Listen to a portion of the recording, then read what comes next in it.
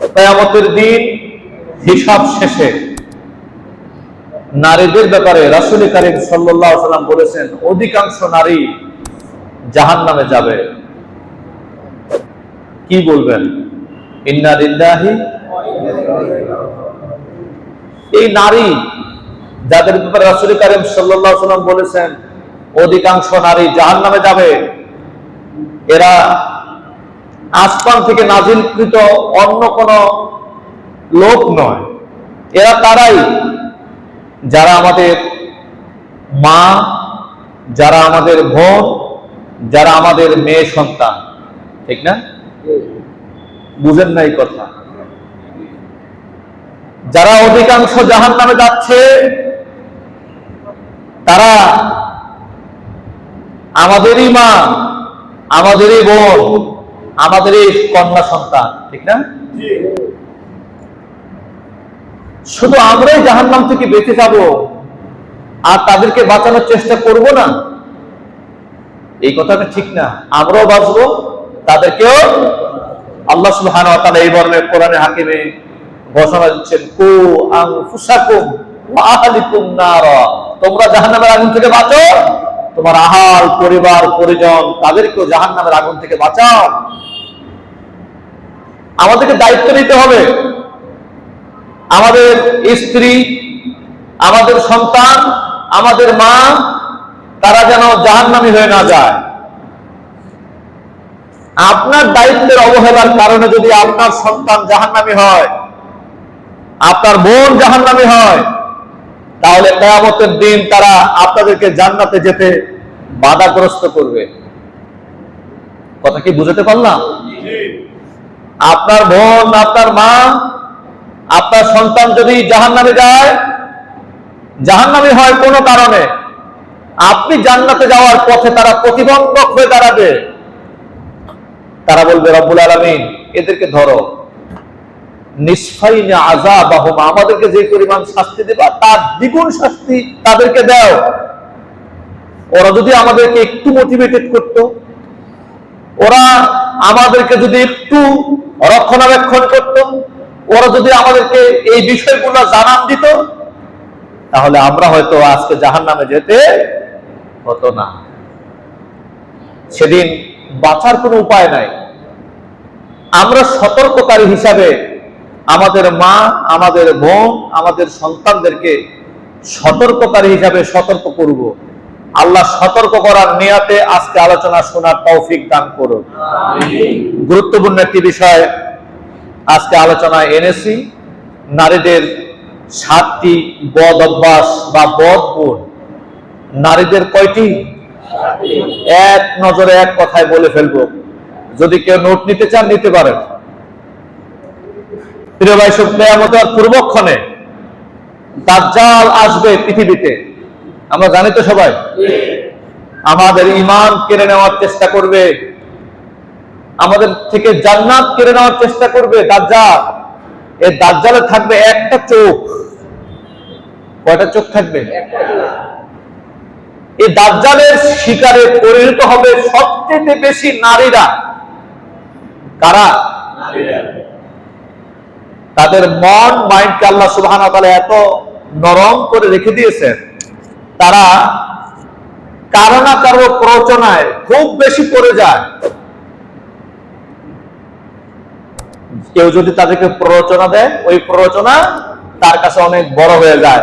ওই প্ররোচনায় পড়ে এমন অনিষ্ট করে ফেলে, যার থেকে পরিত্রাণ সেও পায় না, পুরো পরিবার কেউই পায় না।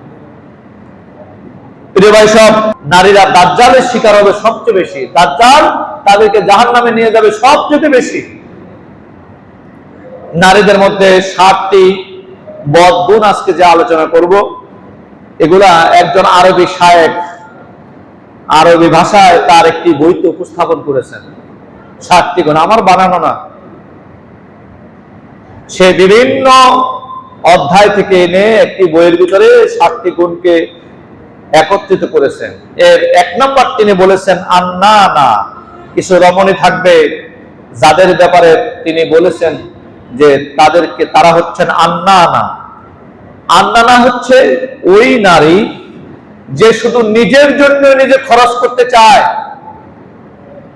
স্বামী তার শুধু তার নিজের জন্য খরচ করুক এটাই সে চায়, স্বামীর পিতা, স্বামীর মাতা, স্বামীর বোন, স্বামীর আত্মীয় স্বজন এদের জন্য খরচ করুক, এটা সে কিছুতেই মেনে নিতে পারে না। কি বলেন, এরকম নারী আমাদের সমাজে আছে না? আছে? কম না বেশি? আর না, এরা জাহান্নামে যাবে। এই 7টি বদভ্যাসের কারণে 7 শ্রেণীর নারীরা জাহান্নামে যাবে। এর 1 নম্বর হচ্ছে না, শুধু নিজের জন্য খরচ করো, স্বামী তার নিজের জন্যই খরচ করো, অন্যের জন্য নয়। কাপড়, শাড়ি, যা কিছু দরকার, গহনাগাটি যা আছে আরো চাই, আমার নিজের দরকার আরো বেশি চাই। কিন্তু যে ছেলেটা তার স্বামী, এটা তার স্বামী হওয়ার পিছনে যে মায়ের কষ্ট ছিল, ওয়াহানানা আলা ওয়াহানিন, শ্রান্তির পর শ্রান্তি, ক্লান্তির পর ক্লান্তি, যে মা তাকে 2.5 বছর দুধ পান করাইছে, ওই মাকেও যদি কিছু দেয় এই স্ত্রী, এই মহিলা এটা স্বাভাবিকভাবে মেনে নিতে। আমার জানাশোনা চট্টগ্রামের একজন বিসিএস ক্যাডার, উনি তার মাকে রেখে এসেছেন বৃদ্ধাশ্রমে, বউয়ের সাথে টিকতে না পেরে তাকে রেখে এসেছেন বৃদ্ধাশ্রমে। বিশাল ফ্ল্যাটে, অনেকেরই জায়গা হয়, এমন বড় ফ্ল্যাট এক পাশ থেকে আরেক পাশ দেখা যায় না, কিন্তু ওই ফ্ল্যাটে মায়ের জায়গা হয় না। মাকে রেখে এসেছেন বৃদ্ধাশ্রমে। এই সন্তানটা মাকে দেখতে যান, সপ্তাহে যে কোনো দিন দেখতে যান, কথা বলে আসেন। কি করবেন, বউর সাথে পারতেছেন না তো। বউ বলে একটা, উনি কথা বাড়ালে সামনে আরো মুসিবত বাড়তেই থাকে। তিনি তার মাকে বৃদ্ধাশ্রমে রেখে আসলেন। বৃদ্ধাশ্রমে রেখে আসার পর একদিন গেলেন, মা তুমি কেমন আছো? বলে আমি অনেক ভালো আছি বাবা, তো আমি তোমাকে একটি নসিহত করতে চাই শেষ সময় এসে, আমি হয়তো আর বেশি দিন বাঁচবো না পৃথিবীতে, তোমার জন্য একটা নসিহত করতে চাই। তুমি আমার এই রুমের ভিতরে যে ফ্যানটা লাগানো আছে, এই ফ্যানটা আস্তে আস্তে ঘোরে, এই ফ্যানটা খুব ভালো বাতাস দেয় না। আমার মৃত্যুর পর এই বৃদ্ধাশ্রমের এই ফ্যানটা তুমি চেঞ্জ করে নতুন একটা ফ্যান লাগাই দিয়ে যাবে। ছেলে বলতেছে, মা তুমি তো মরেই যাইবা, তো এই ফ্যান আমার মেরামত দরকার কি? তুমি যে বললা এখানে ফ্যান, নতুন ফ্যান সংযোজন করার জন্য। মা বলতেছে, তুমি যেমন আমাকে এখানে রেখে এসেছো এই বৃদ্ধাশ্রমে, আমার তো বিশ্বাস তুমি যখন বুড়ো হয়ে যাবে তোমার সন্তান আবার তোমাকে বৃদ্ধাশ্রমে রেখে যাবে। আমি মা এই ফ্যানের বাতাস কম হওয়ার কারণে আমার শারীরিক কষ্ট হয়, আমি কষ্ট সহ্য করে নিয়েছি, কিন্তু আমি চাই না আমার সন্তান বাতাসে কষ্ট পাক, এটা আমি চাই না। এই মায়ের ছোট্ট পেটের ভিতরে এই বিসিএস ক্যাডারের জায়গা হয়েছিল, ছোট্ট মায়ের পেটের ভিতরে তার জায়গা হয়েছিল, কিন্তু বিশাল ফ্ল্যাটে এই মায়ের জায়গা নাই। আমাদের মায়েদেরকে, বোনদেরকে এটা বুঝাতে হবে। আর না, তুমি যদি জাহান্নাম থেকে বাঁচতে চাও, তাহলে তুমি যেমন তোমার নিজের জন্য খরচ করো, আমার মা, আমার পিতা, আমার নিকটাত্মীয়, আমার ভাই, আমার ভাগিনা, আমার ভাতিজা, তাদের জন্য খরচ করতে হবে। মেয়ে, মহিলা, এই স্ত্রী যদি মানসিকতা এরকম হয়, তাহলে পরে আল্লাহ সুবহানাহু ওয়া তাআলা তার গুনাহকে মাফ করে দিয়ে তাকে জান্নাত দান করবেন। আর যদি এরকম আন্না না হয়, শুধু নিজেই নিজের জন্য খরচ করতে চায়, অন্যের জন্য খরচ করতে চায় না, সে ইবাদত করার পরেও জান্নাতে যাওয়া তার জন্য কঠিন হয়ে যাবে। 2 নম্বরে মান্নানা হচ্ছেন ওই নারীরা যারা স্বামীকে খোটা দেয়। কি দেয়? খোটা বোঝেন তো? খোটা দেয়। সারা জীবন অনেক কিছুই পেয়েছে, কিন্তু একদিন একটা জিনিস একটু কম হয়ে গেছে, ও বলতে শুরু করে দেয় স্ত্রীটা তার স্বামীকে, তোমার সংসারে এসে আমি কোনো কিছুই ঠিক মতো ও আপনারা তো জানেন, দেখা যায় কি বলে, তোমার সংসারে এসে আমি খুব বেশি কিছু ঠিক মতো পাই নাই, খোটা দেয়। একটু তো একটু কম হয়ে গেছে তো গোষ্ঠী শুদ্ধ উদ্ধার করে, এদেরকে বলা হয় মান্না না। স্বামীকে খোটা দেয়, স্বামীর মনে কষ্ট দেয়। অথচ রাসূল কারীম সাল্লাল্লাহু আলাইহি ওয়াসাল্লামের কলিজার টুকরা ফাতেমাতুজ জোহরা রাদিয়াল্লাহু তাআলা আনহা, তাকে যখন বিয়ে দেওয়া হয়েছিল আলী রাদিয়াল্লাহু তাআলা আনহুর সাথে, বিশ্বনবী ফাতেমাকে ডাকলেন আর বললেন, ফাতেমা এটা হচ্ছে তোমার স্বামী, অর্থকরী তেমন কিছুই নাই। আমি যে মুহাম্মদ সাল্লাল্লাহু আলাইহি ওয়াসাল্লাম যদি চাইতাম আরবের সবচেয়ে ধনীর ছেলের সাথে তোমাকে পাত্রস্থ করতে পারতাম, আমি সেখানে তোমাকে পাত্রস্থ করি নাই, গরিব আলীর সাথে তোমাকে বিয়ে দিয়েছি। এখানে তুমি সুখ পাবে, শান্তি পাবে, জান্নাতের কিছু আবাস তুমি এখানে দেখতে পাবে। তবে আমার কলিজার টুকরা ফাতেমা, তুমি শুনে রাখো, স্বামীর মনে কখনো কষ্ট দেবে না, কখনো কম পেয়েছো বলে খোটা দিবা না। যদি স্বামীর মনে কষ্ট না দাও, আর যদি খোটা না দাও, কম পাওয়ার কারণে যদি খোটা না দাও, আল্লাহ তোমার প্রতি এত সন্তুষ্ট হবেন, তোমার ছোটখাটো ভুলগুলা ক্ষমা করে দিয়ে আল্লাহ তোমাকে জান্নাত দান করবে। বিশ্বনবী তার কলিজার টুকরা মেয়েকে তিনি ওসিয়ত করতেছেন, নসিহত করতেছেন। আমাদের প্রত্যেকের পিতা আমরা যারা হয়েছি, আমাদের যাদের কন্যা সন্তান আছে, কি বলেন, এরকম একটা নসিহত আমাদের করা দরকার না? অথচ আজকে সমাজে তা উল্টো দেখা যায়। বাপ সমাজে একটু প্রতিপত্তি, একটু ভাবসাব আছে, বোঝেন নাই কথা, নিজের একটু ভাবসাব আছে, বাপ বা ভাই রাজনৈতিক লিডার, লাঠিয়াল বাহিনীর সদস্য বা অন্য কিছু টুকটাক, সুবহানাল্লাহ, ওর মেয়ের বা বোনের যদি কেউ বিয়ে করে, সর্বনাশ, ওই স্বামী বেচারা সার্বক্ষণিক টেনশনে থাকতে হয়, না জানে তার পিতার কাছ থেকে, না জানি তার মায়ের কাছ থেকে আমি কোন জুলুমের শিকার হই। যার কারণে সে জি হুজুর, সামনে হুজুর, পিছিয়ে হুজুর, জি হুজুর, জি আপনি যা বলেন তাই, এরকম থাকতে হয়। প্রিয় ভাই সব, মান্না না খোটা দেওয়া যাবে না। আমরা যারা পিতা হয়েছে, আমাদের যাদের কন্যা সন্তান রয়েছে, কন্যা সন্তান যখন তার স্বামীর বাড়ি রওনা করবে, এই উপদেশ তাকে শোনায় দিতে হবে, খবরদার কোন কালেও তোমার আচরণে যেন সে কষ্ট না পায়, এই বিষয়ে তুমি সজাগ দৃষ্টি রাখবে। 3 নম্বরে হচ্ছে হান্নানা, 1 নম্বর হচ্ছে আন্নানা, 2 নম্বরে বলছি মান্নানা, 3 নম্বরে হচ্ছে হান্নানা।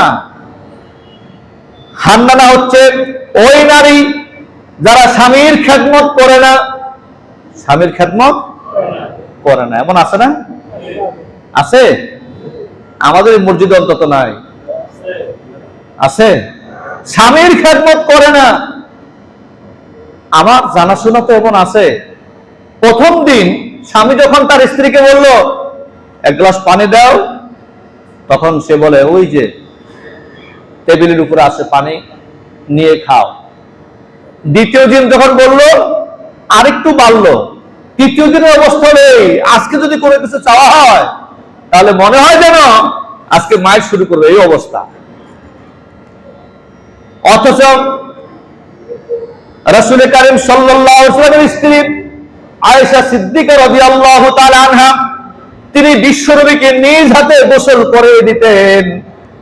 একটা গোসলের সময় বিশ্বনবীর যেই খাটিয়ার উপরে বসা ছিলেন, এই খাটিয়ার পায়া দিয়ে, খাটিয়ার পা দিয়ে আয়েশা সিদ্দিকা রাদিয়াল্লাহু তাআলা আনহার একটা পায়ের আঙ্গুল ফেটে রক্ত বের হয়ে যাচ্ছিল। বিশ্বনবী গোসলের এক পর্যায়ে বললেন, আয়েশা রে, আমার গোসলের পানির সাথে লাল রক্তের মতো কি যেন দেখা যায়। কি দেখা যাচ্ছে? আয়েশা সিদ্দিকা রাদিয়াল্লাহু তাআলা আনহা বললেন, ইয়া রাসূলুল্লাহ, আপনি যখন খাটিয়া বসতেছিলেন অসতর্ক অবস্থায় আমার পায়ের একটা আঙ্গুল আপনার খাটিয়ার নিচে পড়ে গেছে, সম্ভবত ওই আঙ্গুলটা ফেটে রক্ত বের হয়ে চলে যাচ্ছে। বিশ্বনবী তাড়াহুড়া করে উঠলেন আর বললেন, আয়েশা রে, এত কষ্ট সহ্য করলে যদি আমাকে আরো আগে বলতে আমি উঠে যেতাম, তোমার কষ্ট হতো না। আয়েশা সিদ্দিকা রাদিয়াল্লাহু তাআলা আনহা বিশ্বনবীকে শুনালেন, ইয়া রাসূলুল্লাহ, এইটা তো আয়েশার একটা মাত্র পায়ের আঙ্গুল, আপনি যে খাটিয়ায় বসেছেন এই খাটিয়ায় বসতে গিয়ে যদি আমি আয়েশার কলিজাও এই খাটিয়ার নিচে পড়ে যেত। বিশ্বনবী বসেছেন, আমি বিশ্বনবীকে উঠার মতো উঠতে বলার মতো সাহস আমার দিলের মধ্যে নাই। খেদমতটা কি ধরনের করেছেন আয়েশা সিদ্দিকা রাদিয়াল্লাহু তাআলা আনহা, বিরল দৃষ্টান্ত উপস্থাপন করেছেন পৃথিবীর সব নারীদের জন্য। আর আজকে যে খেদমতটা উল্টে গেছে তারও একটা কারণ আছে। আজকে যে আমরা আমাদের স্ত্রীর কাছ থেকে খেদমত পাচ্ছি না, আমি যখন গোসল করতে যাব তখন আমার লুঙ্গি আমার গামছা এগিয়ে দিচ্ছে না, আমি যখন রাতের বেলা সব কাজ শেষ করে বাড়ি যাব আমার যে খাবারটা আগায় দিচ্ছে না, এর পিছনে একটা কারণ আছে। আমিও তো আমার স্ত্রীর কোনো খেদমত করতে পারি নাই। রাসূল কারীম সাল্লাল্লাহু আলাইহি ওয়াসাল্লাম তার স্ত্রীর খেদমত করেছেন। আয়েশা সিদ্দিকা রাদিয়াল্লাহু তাআলা আনহার জ্বর হয়েছিল একদিন। কি হয়েছিল? কথা কন না, কি হয়েছিল? বিশ্বনবী তার উরুর উপরে আয়েশা সিদ্দিকার মাথা রেখে পানি ঢেলেছিলেন আর জ্বর থেকে মুক্ত করেছিলেন। কই আমরা কি এরকম কেউ করতে পারছি? না, একজনও পারি নাই। শুধু তাই নয়, বিশ্বনবী মুহাম্মদ রাসূলুল্লাহ সাল্লাল্লাহু আলাইহি ওয়াসাল্লাম একটা যুদ্ধের ময়দান থেকে বাড়ি ফিরেছেন।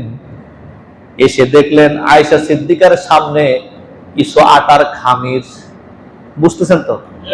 আটার কি খামির গোলা করা আছে, আর চুলার ভিতরে কিছু তরকারি বুনা করা, গোশত মনে হচ্ছে বুনা করা আছে, কিছু আটার খামির সামনে পড়ে আছে। মনে হয় যেন একটু আগে কোন প্রাণী এসে খামির গুলা খেয়ে একদম এলোমেলো করে রেখে গেছে। বিশ্বনবী এসে দেখলেন চুলার ভিতরে গোশত রান্না করা, সামনে খামির, আর আয়েশা সিদ্দিকা একটা পিলারের সাথে হেলান দিয়া ঘুমাচ্ছে। বিশ্বনবী এসে কিচ্ছু বললেন না, নিজের থেকে নিজের তরবারিটা রাখলেন, ঘরের ভিতরে ঢুকলেন, কিছু আটা নিয়ে নতুন করে খামির বানালেন, খামির বানিয়ে রুটি সেকলেন। রুটি যখন সেকা শেষ হয়ে গেল, এবার আয়েশার কাছে গিয়ে বললেন, আয়েশা, ঘুম কি তোমার শেষ হয়েছে? রুটি বেলা শেষ, বানানো শেষ, সেকাও শেষ, এবার ঘুম থেকে উঠো, দুইজনে একসাথে খাই। কি আমরাও কি এরকম একটা খেদমত করতে পারছি? পারিনি তো। আমরা যারা পুরুষ, আমরা মনে করি আমি একটা বিয়ে করে আনছি, আমি নওয়াবজাদা নসরুল্লাহ খান, ও হচ্ছে আমার স্ত্রী, ও সব সময় আমার কথা শুনতে হবে। না, এইরকমটা নয়। যদি আপনি তাকে সম্মান দেন, সেও আপনাকে সম্মান দেবে। আপনি যদি তাকে মর্যাদা দেন, সেও আপনাকে মর্যাদা দেবে। আল্লাহ সুবহানাহু ওয়া তাআলা কোরআনে হাকিমে বললেন, হুন্না লিবাসুল লাকুম ওয়া আনতুম লিবাসুল লাহুন্না। তুমি তোমার স্ত্রীর পোশাক পরিচ্ছদ স্বরূপ, তোমার স্ত্রীও তোমার পোশাক পরিচ্ছদ স্বরূপ। ভালোবাসার মহব্বতের সাথে থাকবেন।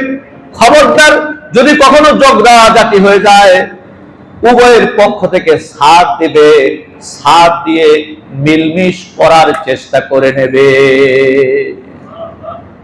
আমরা তো এরকমটা পারি নাই, যার কারণে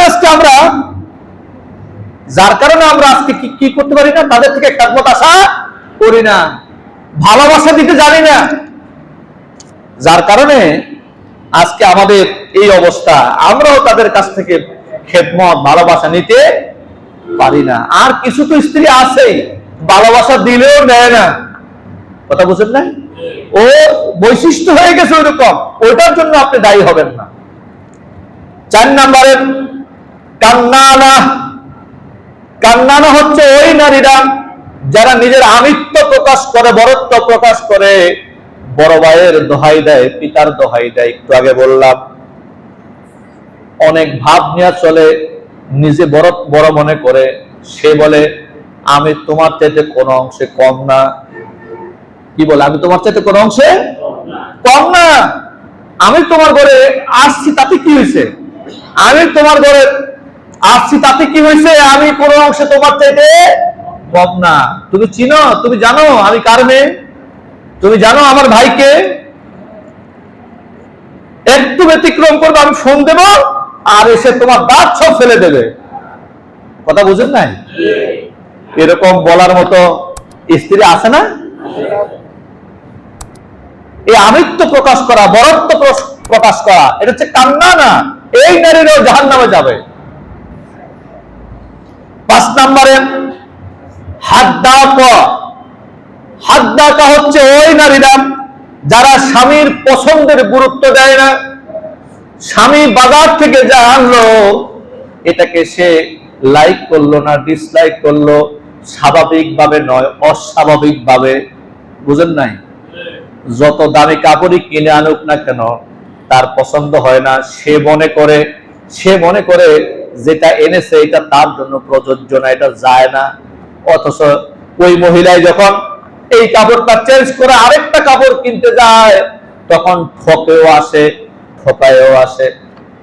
বুঝেন না? ওই দাম, স্বামী অনেক দাম দিয়ে একটা কাপড় আনছে, সেইটাকে কি করে না পছন্দ করে। সে তার নিজের মতো করে পছন্দ করবে, বাজারে যাবে, কিনে নিয়ে আসবে। এরকমের স্ত্রী যারা, তারা হচ্ছেন হাদ্দাক। স্বামীর পছন্দের গুরুত্ব দেয় না। স্বামী যেটাকে ভালোবাসে, স্বামী যেটাকে ভালো মনে করে এটা করে না, বরং স্বামী যেটা অপছন্দ করে তার দিকে বেশি দৌড়ায়। কথা বুঝেন নাই? স্বামীর পছন্দের গুরুত্ব যদি না দেয়, স্বামীর পছন্দের গুরুত্ব যদি কেউ না দেয়, কোনো নারী না দেয়, তাহলে সেও কোথায় যাবে? জাহান্নামে। কথা বুঝা গেছে তো? হাদ্দাক, স্বামী যা এনেছে আপনার জন্য আপনি সেটাই গ্রহণ করবেন, এটাকে আপনি মেনে নেবেন। হ্যাঁ, যদি আপনার আরো বেশি দরকার হয় আপনি আরেকটা এক্সট্রা কিনে নেন, কিন্তু স্বামী যেটা এনে দিয়েছে এটাকে আপনি ডিসলাইক করতে পারেন না। প্রিয় ভাই সব, 6 নম্বর হচ্ছে সাদ্দাকা। সাদ্দাকা হচ্ছে এমন কিছু নারী পাওয়া যাবে যারা বলবে এটা যেটা আছে এই এখন যার ভিতরে আছে এটা প্রযোজ্য না, আরো ভালো কিছু লাগবে, আরো ভালো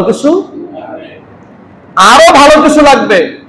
এখন টিনের ঘরের ভিতরে আসি, স্ত্রী সমানে ফুসলাতে থাকে, এই টিনের ঘরে আর কয়দিন থাকা যাবে? অমুকের বাড়িতে বিল্ডিং, অমুকের বাড়িতে বিল্ডিং, আমার বোন তার বাড়িতে বিল্ডিং। বুঝেন নাই?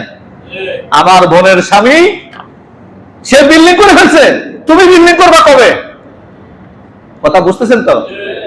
অমুকের ঘরে রঙিন টেলিভিশন আছে, তোমার ঘরে রঙিন টেলিভিশন কবে হবে? অমুকের ঘরে বক্স খাট আছে, তোমার ঘরে কবে হবে? অমুকের ঘরে ফ্রিজ আছে, তোমার ঘরে কবে হবে? তবে শুনে রাখো, ওর ঘরে বক্স খাট যা আছে তোমার আরো বেশি দামা হবে। বুঝেন নাই? এইরকম মহিলাদেরকে বলা হয় সাদ্দাকা, মানে বেশি বেশি চায়, যা আছে তা হচ্ছে না, আরো বেশি চায়। এরকম মহিলারা জাহান্নামে যাবে। কেন? রাসূল কারীম সাল্লাল্লাহু আলাইহি ওয়াসাল্লাম বলেছেন, এর বেশি বাড়াবাড়ির কারণে, বারবার চাহিদা দেওয়ার কারণে, স্বামীকে পীড়ন করার কারণে স্বামী নিরুপায় হয়ে হালাল উপার্জন যা করতো তা দিয়ে সংসার মেনটেন হচ্ছে না বলে এই লোকটাকে হারামের দিকে যেতে হয়। ঠিক না? অথচ একজন স্ত্রী যদি চায় তার স্বামীকে ভালো বানাবে, জান্নাতি বানাবে, সহজ। আবার একজন স্ত্রী যদি চায় তার স্বামীকে জাহান্নামী বানাবে, সহজ। স্ত্রী যদি বলে, শোনো, তুমি চাকরি করে যেই টাকা বেতন পাও এটা দিয়ে চলবে, ডাল আর লবণ আর শাক দিয়ে খাবো, বেশি দরকার নাই আমাদের, গোশ মাছ প্রতিদিন খাওয়া দরকার নাই, কম খাবো, ভালো থাকবো, এই অল্প কয়টা দিন পৃথিবীতে বেঁচে থাকি কোন রকম, পরকালে জান্নাতে একসাথে থাকবো, সেখানে নাজ নিয়ামত ভোগ করবো। এরকম যদি প্রতিদিন একটা স্ত্রী তার স্বামীকে বলতে থাকে যে হারাম ইনকাম করো না, হারামের দিকে তাকায়ও না, হারামের দিকে যায়ও না, এটা দরকারটা কি আমাদের তো কম হলে সারে, কি বলেন? এরকম স্বামীকে যদি প্রতিদিন বলে, এই স্বামীটা কি খারাপ হওয়ার সম্ভাবনা আছে? সে চিন্তা করবেন না, আমি যার জন্য ইনকাম করতে যাই, আমি যার জন্য হারাম পথে উপার্জন করতে চাই, সে তো আমাকে বাধা দিচ্ছে, আমি কেন হারামের দিকে যাব? আলহামদুলিল্লাহ, যা আল্লাহ দিয়েছে তা দিয়ে শুকরিয়া। আর যদি এরকম সাদ্দাকার মতো বলে, হ্যাঁ টিভি নাই, ফ্রিজ নাই, চকি নাই, এই নাই সেই নাই, গহনা নাই, অমুকের 1 কেজি স্বর্ণ, তোমার আছে কি? তুমি আমার কিচ্ছু দিতে পারলো না এই পর্যন্ত। এই স্বামী বেচারা তার স্ত্রীকে খুশি করার জন্য সে হালাল ইনকাম দিয়ে তার সংসার পরিপাটি হচ্ছে না বলে, চলছে না বলে, সে কোন দিকে চলে যাবে?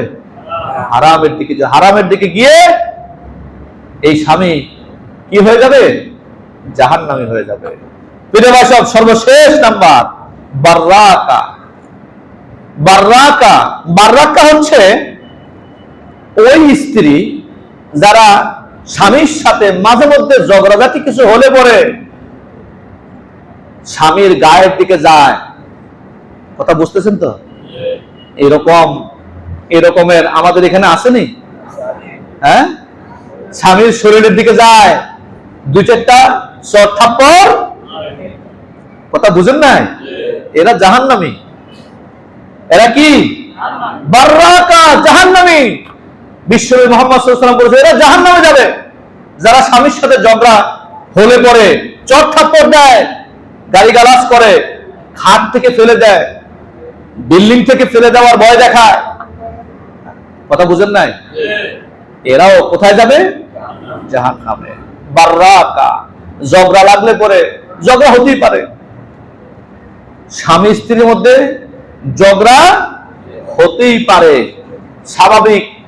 টুকিটাকি জিনিস নিয়ে ঝগড়া হওয়াটা একদম মারাত্মক কোন বিষয় না। শুনছিলাম একটা গল্পে বলতে, এক জায়গায় কিছু থালা বাসন থাকলে এখানে কিছু ঠুসঠাস শব্দ হতেই পারে। নিজের মন এস্টাবলিশ করতে গিয়ে অনেকটা ভালো নাও লাগতে পারে। সেই ক্ষেত্রে যায় ঝগড়া হলে পরে সে মারাত্মক রূপ ধারণ করে, সে তার গায়ের দিকে যায়, তার মানে তাকে মারধর করে। এরকম ঘটনা কি আমাদের এই এলাকায় আছে? নাই? আছে। শোনায় দিবেন তাকেও, সেও জাহান্নামে। সে কোথায় যাবে? তাহলে আমরা আজকে শিখলাম 7 ধরনের নারী যারা জাহান্নামে যাবে। এর প্রথম নম্বর হচ্ছে আন্নানা। আন্নানা, যারা নিজের জন্য শুধু খরচ করতে চায়, পিতামাতা, আত্মীয় স্বজন, তাদের জন্য স্বামী খরচ করুক এটা সে পছন্দ মোটেই করে না। শুধু তাই না, স্বামীর টাকা স্বামীর কাছে জমা থাকুক এটাও চায় না। সে চিন্তা করে যদি জমা থাকে সে অন্যত্র খরচ করে ফেলতে পারে, সুতরাং সে নিজের আয়ত্তে নিয়ে আসে, নিজের আত্মস্থের ভিতরে নিয়ে আসে, হাতের ভিতরে নিয়ে আসে। আন্নানা। 2 নম্বরে বলছিলাম মান্নানা, খোটা দেয়। 3 নম্বরে বলছিলাম হান্নানা, স্বামীর খেদমত করতে অস্বীকার করে। 4 নম্বরে হচ্ছে কান্নানা, আমিত্ব, বরত্ব প্রকাশ করে। 5 নম্বরে হাদ্দাকা, স্বামীর পছন্দের গুরুত্ব দেয় না। কথা বুঝেন নাই? স্বামীর পছন্দের গুরুত্ব দেয় না। 6 নম্বরে সাদ্দাকা, আরো চায়, আরো চায়, যা আছে এর চেয়ে আরো বেশি চায়। 7 নম্বরে বাররাকা, ঝগড়া লাগলে স্বামীর গায়ের দিকে যায়। আমরা আমাদের কন্যা সন্তান যারা বাবা হয়েছে, আমাদের প্রত্যেকের দায়িত্ব হচ্ছে আমার কন্যা সন্তানকে এভাবে বলে দেওয়া। কথা বুঝেন নাই?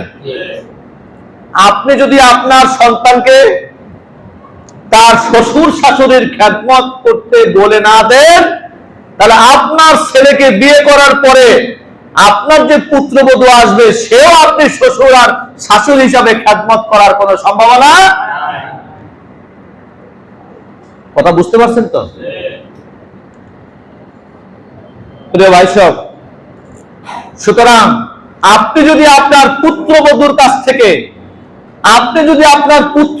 কাছ থেকে ভালো কিছু আশা করতে চান, খেদমত চান, ভালোবাসা চান, আদর চান, যত্ন চান, তাহলে আপনার মেয়েকে বলে দিতে হবে ওই প্রথম দিন যেদিন শ্বশুর বাড়িতে রওনা করছে, খবরদার তোমার শ্বশুর আর শাশুড়ির কোন রকমের খেদমতের ত্রুটি হয়েছে এটা যেন আমি পিতা বেঁচে থাকতে আমার কানে শুনতে না হয়। কি বলেন, আপনার পক্ষ থেকে এরকম যদি একটা শাসন থাকে আপনার মেয়ের প্রতি, ও তার শ্বশুর বাড়ি গিয়ে তার শ্বশুর আর শাশুড়ির সাথে বেয়াদবি করার মতো কোন সাহস তার হৃদয়ে কি জাগ্রত হবে? হবে না, হবে না। ঠিক তেমনি ভাবে আপনি যাকে পুত্রবধূ করে নিয়ে আসলেন, আপনার বিয়াই তাকে এরকম শাসন করে দিল, খবরদার আমি জীবিত থাকা অবস্থায় যেন তোমার শ্বশুর আর শাশুড়ির কোন অসৎ আচরণ করেছে এমনটা আমি শুনতে যেন না পাই, তাহলে ওই মেয়েটা এসে আপনার বাড়িতে আপনার সাথে অসৎ আচরণ করার কোন সম্ভাবনা, যদি এই ধরনের হয় প্রত্যেকটি পরিবারের অবস্থা, তাহলে পৃথিবীতেই জান্নাতের একটি পরিবেশ, একটি আবহ আমাদের মধ্যে চলমান থাকবে। ঠিক না? ঠিক না? আমরা কি পারবো না এই কাজটা করতে? আমরা পারবো, তবে মনে রাখতে হবে ঠেলা কিন্তু পিছন থেকে আসে। কোনখান থেকে আসে? কথা কন না, কোনখান থেকে আসে? পিছন থেকে আসে। আপনি তেঁতুল গাছ লাগালেন, ওইখান থেকে ফজলি আম খাওয়ার কোন সম্ভাবনা আছে? তেঁতুল গাছ লাগালেন, বড় হলো, আপনি দুইটা হাত আকাশের দিকে তুলে দিয়ে বলে, আল্লাহ আমি গরিব মানুষ, তুমি তো জানো। কথা বুঝেন নাই? আয় আল্লাহ তাআলা, আমি গরিব মানুষ, আমার বাড়িতে একটা তেঁতুল গাছ আমি লাগিয়েছি, আমার সন্তানরা খাবে বলে এই তেঁতুল গাছের ভিতরে তুমি 10 কেজি ফজলি আমের ব্যবস্থা করে দাও। কি বলেন? তেঁতুল গাছের ভিতরে ফজলি আম 10 কেজি হওয়ার কোন সম্ভাবনা আছে? এই দোয়া করার সাথে সাথে আপনি যদি আরো কিছু পানি ঢালেন, এখানে এনে বিভিন্ন পীর সাহেবের মাজারে গেলেন, পীর সাহেবের কাছে গেলেন, একটু করে পানি পড়া এনে তেঁতুল গাছের গোড়ায় ডাললেন, কি বলেন, ফজলি আম হবে? বরঞ্চ তেঁতুল আগে যা হয়েছিল এখন আরো বেশি হওয়ার সম্ভাবনা আছে। কেন? এতদিন শুকনা ছিল, এটা পানি টানি, এখন যখন পানি ডালছেন ওই ফজলি আমের বদলে তেঁতুল আরো কি হবে? বেশি হওয়ার সম্ভাবনা। সুতরাং মূলের দিকে ফিরে যেতে হবে আমাদেরকে। আপনার সন্তানকে আপনি যদি এই ধরনের 7টি উপদেশ দিয়ে তার শ্বশুর বাড়ি পাঠাতে পারেন, আর পুত্রবধূ করে যারা আনলেন ওই মেয়ের পিতা যদি 7টি উপদেশ দিয়ে আপনার বাড়িতে পাঠাতে পারেন, তাহলে কোন পিতাকে, কোন মাতাকে বইয়ের যন্ত্রণায় বৃদ্ধাশ্রমে যাওয়ার কোন সম্ভাবনা। আল্লাহ আমাদের সমাজটাকে, আমাদের এই এলাকাকে সহ গোটা বাংলাদেশের প্রত্যেকটি নারী ইসলামের দিকে, কোরআনের দিকে, ইসলামের সুশীতল ছায়ার দিকে, বাণীর দিকে ফিরে আসার তৌফিক দান করো। আমিন। হাযা মা ইনদি ওয়াল ইলমু ইনদাল্লাহ, তাওয়াক্কালতু ওয়া ইলাইহি উনীব।